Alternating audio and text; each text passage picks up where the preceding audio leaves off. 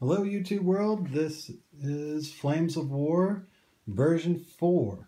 The reason why I'm doing this is I was listening to a podcast by some guys that are really into Flames of War up until now. They were very negative about Flames of War version 4.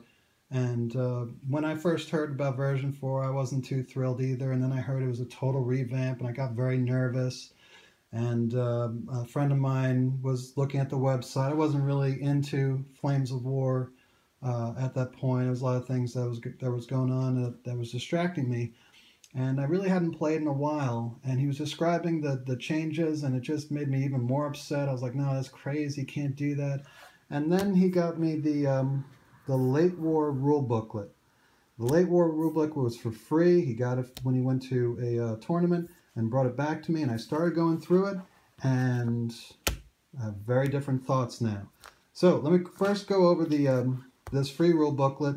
You can't buy it. You get it free through a store, or I guess you go through a website, or you have a friend like I do that got it for me, and it has all the rules that you need to convert or to adapt your early and late war, and even the mid-war, the old Africa core book or North Africa here will work just fine with this. So anything that was version 3 or before, this is the rule booklet that you want to have, and that's the first thing that they got wrong. It's very confusing that they did this. This is going to be the rule booklet for just because all the new books are coming out that are going to be in between. But up until now, it should have said this is the version 3 to version 4 book. That's what it should say. And there was some confusion over that, and that's why some people are getting upset or they just can't handle it. I don't know what their problem is. But as long as you understand this is version 3 to version 4, then, you know, that the conversion book, then you'll understand this better. So going through the book, they show you basically all the things that you need to know for learning the game. You don't have to be a veteran of version 3 to still play the version 3 books. You know, just get the version 3 books and get this rule booklet and you're good to go. You can play it. People that are veterans like myself may be a little confused. It does take a little getting used to, but it's actually a well-done booklet. Now, the old booklet was somewhat over 300 pounds or 300 pages. You could see that this book is, with the rules, not the index, is just over 100 pages. And if you get rid of the missions, then it's just under 100 pages. So yeah, here we go with missions, mission special rules. So you're just under 100 pages, which I think is great. I've always been a fan of games like, I remember Star Wars Miniatures, where the rule booklet was very small, just some basic rules, and then you get the cards, you know, with the miniatures, and they have the rest of the rules for that miniature on there, so you have it right there. And that was a long time ago. And Flames of War is now finally starting to adopt that. Some people aren't liking it because it doesn't, you know, you don't get the cards right away, but I have hope that Battlefront, which is a stand-up company that gave this away for free, just remember that this is a free book. You don't have to prove that you had the old rule booklet or anything. They're giving this away for free. I don't know if they're still giving it away for free, but they were, and that's what's cool about it. So the old rule booklet, I remember to get version 3, you had to have the version 2 in order to get the mini rule booklet for free. You know, so this is a different setup. So I'm hopeful that they will do like what they did in, what was it, War Machine, where you can buy the deck of cards for all the units for a fact, whatever. And so Battlefront, if you're listening, put out the cards. You know, I'll pay the $5 or whatever dollars you want to pay. You want us to pay for the unit cards so that we can play with it. Even if you have version 3 conversion, you know, I think a lot of people would be into that. That if you have the version 3 conversion cards or something, I bet you people will buy that too. So, you know, that's a really good idea, Battlefront. You should definitely do something like that, and that would help people still play the late war and early war, which a lot of people want to do. They got a lot of models and they want to play them.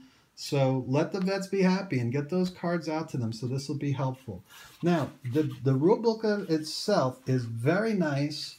It's very well done. It's full-sized, and normally with these soft-covered, you can't just open up a page and leave it, but this one is pretty good about doing that. I don't know how long the binding will last because of that, that looseness, but right now it's good to go, and I'm very happy with what goes on. Now, as far as the rules are concerned, they streamline the rules. I'm not going to get into it because Battlefront's got the, just go into their website and they'll go through the basic set of rules. A couple things I do want to point out is that one of the major differences is the movement, okay? So let me start with that. The movement right here. So same type of movement as before, except you get movement orders. And the movement orders are a great idea. Makes it a lot more tactical. So basically what happens is when you pick a unit to move, you can decide, do you want to do a blitz move? And everybody gets to choose one of these. You can blitz move before you move, and if you succeed in your skill rating, then you get to move 4 inches before you move. And it doesn't count as a move. So you could pop out and shoot your full rate of fire. Hello, stabilizers. And so that's really cool. Or if you're already out in the open and you want to get out of the open after you shoot your full rate of fire, do a skill check, and that's called a shoot and scoot, and you can get behind a house or a hill or something, and that's really cool too. Now the Germans get to do 2, okay? There's also dig in, which is a skill rating, follow me, which is motivation, and cross here. Now the difference between the blitz and the follow me is that the blitz happens before you move, so you could do a blitz and still move. The follow me is after you move, and the leader gets to move automatically the 4 inches, and then they do a motivation to see the rest. And you can't shoot with this, whereas here you could shoot, here you could shoot. This one you can. I was like, why would you ever do that? And then I realized when I played, oh, you could still assault. So that's really good for just jumping on somebody's face, even though you can't shoot. It's like a full-on charge. Of course, digging. You know about digging fox. Okay, and cross here allows you to be within 6 inches of a leader where he crosses. As long as they're within 6 inches, they can all cross on a cross test of 1, but then they can't shoot or assault. Okay, so that's the main thing. That's the big difference. The other one is they streamlined the artillery and the aircraft and the shooting in the aircraft. So if you have machine guns or cannons, then they shoot just like a regular team. You put the planes in a spot and then they just shoot at somebody, and if they're dropping bombs then they put a template within a certain amount, and it works just like artillery. The second big difference is the artillery. The artillery works the opposite of the way that it used to work. So in the old rules, what you would do is you would roll to range in based on the target skill. So if they're veterans, it's 4, and if they're in concealed, it was 5, and if they're on the ground, 6, and it was impossible to get them if they were just really dug in like ticks, and that was a big problem for artillery, and why rocket artillery was so much better. So now what they did is you range in on your skill first, okay? So instead of you ranging in on their skill, and then if you range in, then you roll, your skill. Let's say you're a veteran, it would be a 3 up to hit, and then it would be a 4 up or 5 up, depending on if you had to range in a second, third time. Now it's the opposite. You range in on your skill. So if you're a veteran, you range in on a 3, and the only way it goes up is if the template is on some sort of terrain. Let me see if I can find that here. So if you have your template, no, they don't have it. Anyway, if your template is touching any kind of terrain, then you get a +1 to your ranges. So, if you're veteran, the worst it could be is a 4 up to range in. And then once you range in, it's on the target skill to hit. And that's why it's opposite. So if they're veterans, then it's 4 up to hit, and then if you miss, the first range in, it's 5 up and 6. So you always have a chance to hit. So that's what they changed with artillery, and it's really good now. Artillery is actually worth it. Planes are actually worth it. And another thing, they count planes as teams now. So if you get, let's say, priority, then you get 3 planes. And if one gets shot down, then you're down to 2 planes for the rest of the game. And you roll in order to get the planes, it's a 4-up to get them in instead of a 5-up. So now planes are coming in more, but if they get shot down, then they're gone for the rest of the game. So you don't have to roll to see how many planes come in. You got priority. It's going to be 3 planes all the time until they get shot down. And I thought that was a really good improvement. Assaults are a little bit easier. Oh, cross checks.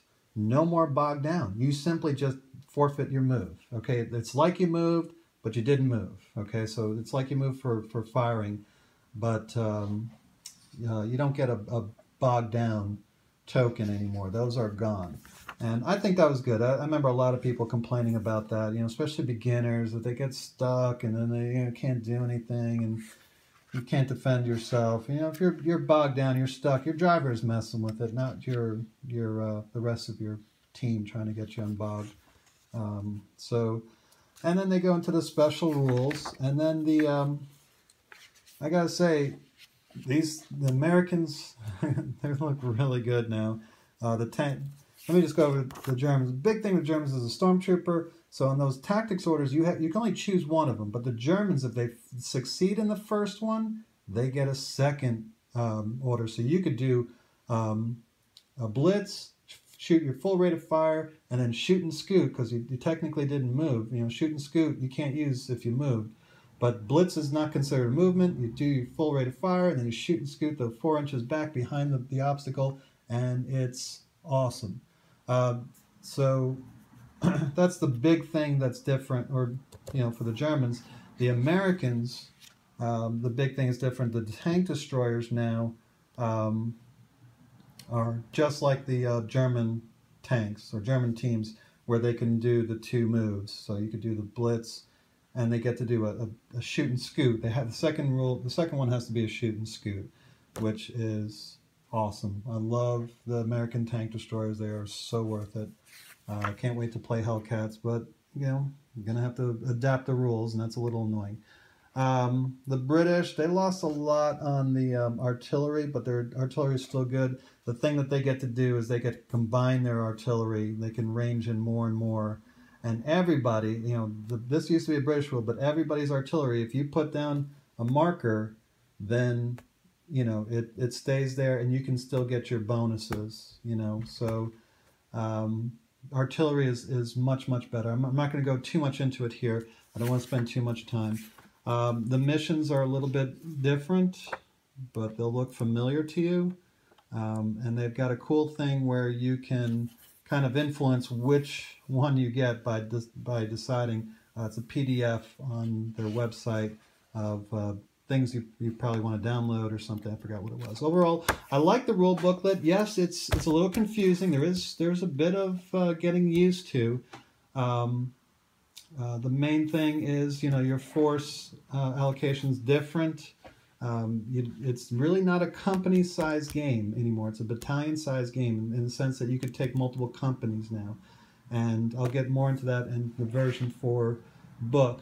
But yeah, I'm really digging the version 4. It is simpler. It makes a lot of sense. You still get the Flames of War feel without all the added, all these extra rules that you have to remember. I remember Stacy and I used to play, and every game we were looking through the book and trying to figure it out, trying to find the rule, and it made the games a lot longer because we're always trying to figure out a particular rule. It was just always something that we didn't know. It was always something, just some little rule like, wait a minute, can't you do this, or don't you have to do that, or roll for this?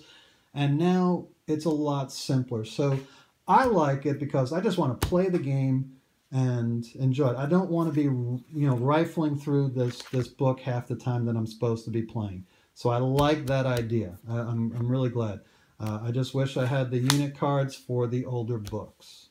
Okay, I'm going to stop the video here, and I'm going to make another video talking about desert rats in North Africa and all my other thoughts of other things. So tune in to my next video.